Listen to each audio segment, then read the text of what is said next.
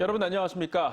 임대차 3법의 마지막 퍼즐, 전월세 신고제가 다음 달 시행을 앞두고 대전과 세종 일부 지역에서 시범 운영되고 있죠. 전월세 거래가 투명해진다는 점은 긍정적인데 임대인들이 늘어나는 세 부담을 세입자에게 전가시킬 것이라는 우려가 나오고 있습니다. 신고 방법에 대한 홍보가 부족한 상황에서 전월세 시장 변동성 확대에 따른 시장 혼란도 걱정됩니다. 김건교 기자입니다.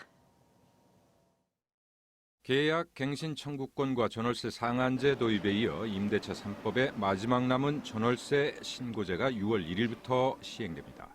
시행에 앞서 최근 대전 월평 1, 2, 3동과 세종 보람동에서 시범 운영에 들어갔는데 중개업소마다 임대인들을 중심으로 신고 대상, 방법 등에 대한 문의가 이어집니다. 임대인들이 이제 걱정돼서 어떻게 해야 되냐, 그 정권은 어떻게 해야 되냐, 이런 전화 많이 오죠? 그래서 좀 홍보 좀 해야 될 것 같아요. 모르는 사람이 더 많죠. 수도권과 지방시 지역 이상은 보증금 6천만 원, 월세 30만 원을 넘으면 계약 30일 안에 임대인이나 임차인이 주민센터에 방문 또는 온라인으로 신고해야 합니다. 이를 어기면 최대 100만 원의 과태료가 부과되며 계도 1년간은 유예됩니다. 일단 거래 투명화로 시세 비교가 가능해지고 확정 일자가 자동 부여되는 등 세입자 보호라는 순기능이 있지만 임대소득 노출에 따른 세부 부담이 세입자에게 전가돼서 전월세값 상승으로 이어질 것이라는 시각이 대세입니다. 주인들은 세금을 더 많이 낼 수밖에 없겠죠. 이런 예측은 하고 있는. 세금 내고 소비자한테 올려갖고 그거 내려고 하겠지. 2019년만 해도 하락세를 보이던 전셋값이 지난해 계약 연장권 보장 등 임대차 2법 시행 이후 매물 품기로 전국적으로 7.3%, 세종은 60% 넘게 올랐습니다. 이런 상황에서 전월세 신고제가 의무화되면 또 한 차례 공급 물량과 가격 변동성이 커질 것이라는 전망이 우세합니다. 3법이라고 하는 것이 지금 정부에서도 어느 정도 전세시장 교란에 영향을 미쳤다라고 좀 인정한 부분도 있거든요. 이렇게 좋지 않은 상황에서 또다시 이제 어떤 신고제가 전월세 시장의 변동성이 좀 커지고 또 불안이 좀 가중될 수 있는 여지는 충분히 있다고 생각을 합니다.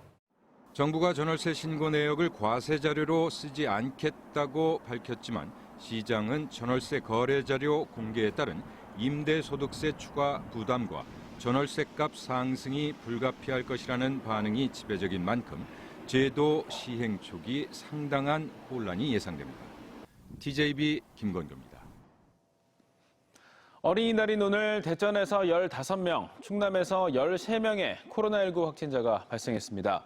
대전에서는 어제 확진 판정을 받은 40대 남성의 부인과 아들, 친구 등 5명과 이들과 식당에서 동선이 겹친 3명이 추가됐습니다. 또 집단 감염이 발생한 유성구 요양원에서도 2명이 추가돼 관련 확진자가 모두 31명으로 늘었습니다. 충남에선 천안 6명, 아산 4명, 태안 2명 등이 발생한 가운데 이 가운데 7명은 감염 경로가 밝혀지지 않은 확진자들입니다. 가정의 달을 맞아 TJB가 마련한 아동 급식카드 기획보도 순서입니다. 오늘은 저소득층이나 한부모 가정 아이들에게 지급되는 급식카드가 주로 어디서 사용되는지, 또 아이들이 자주 먹는 식단에는 문제가 없는지 살펴보겠습니다. 밥 한 끼 때우는 문제가 아니라 정말 제대로 된 급식카드로 이제는 바꿔야 하지 않을까 싶습니다. 김철진 기자입니다. 취재진은 대전 5개구청에 자료를 요청해 결식아동을 위한 급식카드가 어디에 쓰였는지 들여다봤습니다. 실제 거래된 카드 내역을 분석해보니 한식과 중식 등 일반 음식점에서 사용된 것은 전체 30% 남짓, 이마저도 패스트푸드점과 분식점이 대부분이었습니다. 17은 편의점에서 사용됐습니다. 급식카드의 편의점 사용 비중은 방학 중 더 높아졌으며 코로나로 급식이 중단된 이후엔 80% 가까이 높아지기도 했습니다. 이렇게 편의점에 집중되는 건 눈치 보지 않고 쉽게 접근해 이용할 수 있고 가격도 저렴하기 때문입니다. 식당 음식은 대전시 급식카드 지원액보다 비싼 경우가 많아 비교적 저렴한 가격에 다양하게 골라 먹을 수 있는 편의점에 쏠리는 겁니다. 그렇다면 학생들은 편의점에서 과연 무엇을 사 먹고 있을지, 또 편의점에서 6,000원이란 금액은 과연 충분한 한 끼 식사가 될 수 있을지 직접 확인해봤습니다. 관련 조사에 따르면 결식아동들의 편의점 주요 구입 품목은 김밥과 도시락. 하지만 6,000원이란 제한이 있다 보니 이마저도 음식 고르기는 쉽지 않습니다. 대전 지역 급식카드 가맹 편의점에서 직접 음식들을 사와봤습니다. 한 끼 식사 비용 6,000원에 맞춰서 아이들이 좋아하는 햄버거와 샌드위치, 도시락과 라면들까지 여러 식단들을 구성해봤습니다. 일부 식단의 경우 한 끼 식사만으로도 나트륨 하루 권장 섭취량을 훌쩍 넘겼고 지방 섭취량도 위험한 수준. 영양 불균형에 대한 우려가 커질 수밖에 없습니다. 그 편의점에서 아이들이 균형 있는 그런 그 영양소로 구성된 그런 도시락을 잘 구매할 수 있도록 그런 제품들이 개발되고 또 아이들에게 그런 것들이 지원될 수 있도록 어른들이 조금 더 신경 쓰는 것들이 필요하지 않을까 생각합니다. 결식 아동들의 건강권을 위해 시작된 아동 급식카드. 이제는 밥은 먹고 다니는지 여부를 떠나 어떤 밥을 먹고 있는지 고민이 필요할 때입니다. TJB 김철진입니다. 코로나19 사태 이후 두 번째로 맞는 어린이날이었습니다. 엄중한 코로나 상황 때문에 대부분 행사가 취소됐지만 어린이들에게는 마냥 즐거운 날이었습니다. 놀이공원을 비롯해서 프로야구와 프로축구가 열린 경기장은 엄마 아빠 손을 잡고 모처럼 나들이에 나선 어린이들로 활기가 넘쳤습니다. 조상한 기자입니다. 대전 오월들은 아침부터 부모님과 함께 찾은 어린이들로 가득 찼습니다. 가슴이 콩닥콩닥 긴장되는 놀이기구도 아랑곳할 것 없이 즐겁기만 합니다. 엄마 아빠와 함께 타는 놀이기구는 코로나19 때문에 너무 오랜만의 기쁨입니다. 대전 어린이회관에서도 어린이를 위한 작은 행사들이 마련됐습니다. 많은 사람들과의 접촉을 피해 찾은 가족들은 아빠의 사랑과 아이의 고마움을 확인하며 의미 있는 시간을 가졌습니다. 네, 요즘 코로나로 인해서 많이 좀 힘든 시간이었는데 어린이날 맞이해서 이렇게 아이들과 함께 밖에 나와서 좋은 시간 가지고 좋은 추억을 만들었습니다. 엄마 아빠와 함께 뮤지컬을 보러 온 어린이들은 배우들의 연기에 호응하고 환호했습니다. 대전 월드컵 경기장에도 한반 야구장에도 어린이 팬들의 함성으로 가득했습니다. 마스크를 챙겨 쓰고 거리 두기를 지켜야 하는 불편함쯤은 엄마 아빠와 함께라면 아무것도 아니었고 그동안 쌓였던 스트레스는 한꺼번에 날려버렸습니다. 특히 경기가 후반까지 팽팽하게 이어지면서 어린이들은 더욱 빠져들었습니다. 코로나19 때문에 그동안 갇혀 지냈던 답답함도 오늘만큼은 모두 잊었습니다.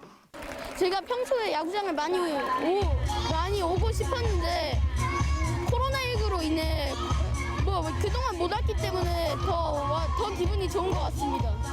예년 같으면 곳곳에서 환호성이 터져나오는 다채로운 행사들이 열렸겠지만 코로나19로 2년 연속 어린이날 행사가 취소되면서 아쉬움이 남았지만 그래도 어린이들은 부모님과 함께한 모처럼의 나들이에 해맑은 하루였습니다. TJB 조상환입니다.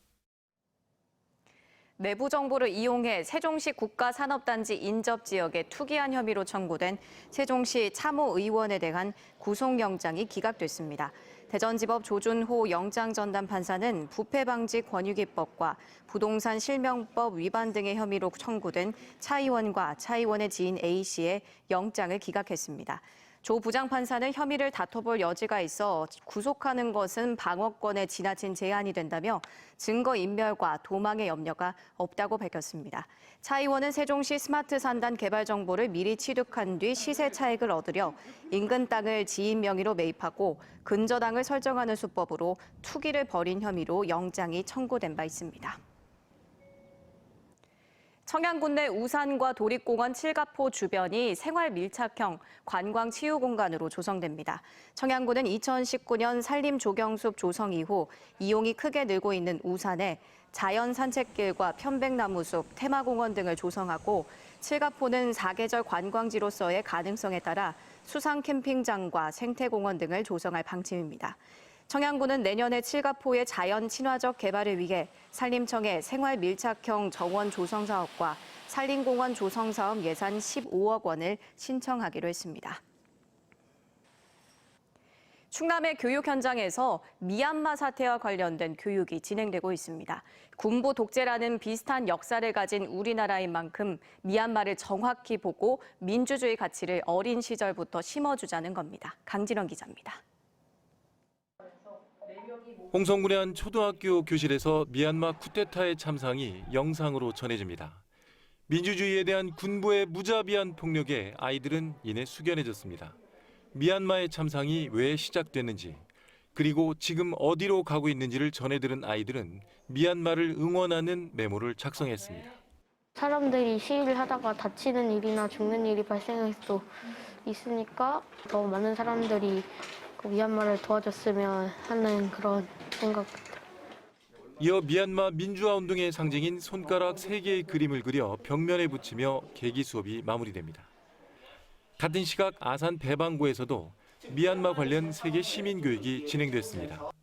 학생들은 이번 사태는 미얀마만의 문제가 아니라 인류 보편의 가치인 민주주의를 위협하는 거라며 국제사회의 관심을 촉구하는 영문 탄원서를 작성해 유엔과 국제 엠네스티에 보냈습니다.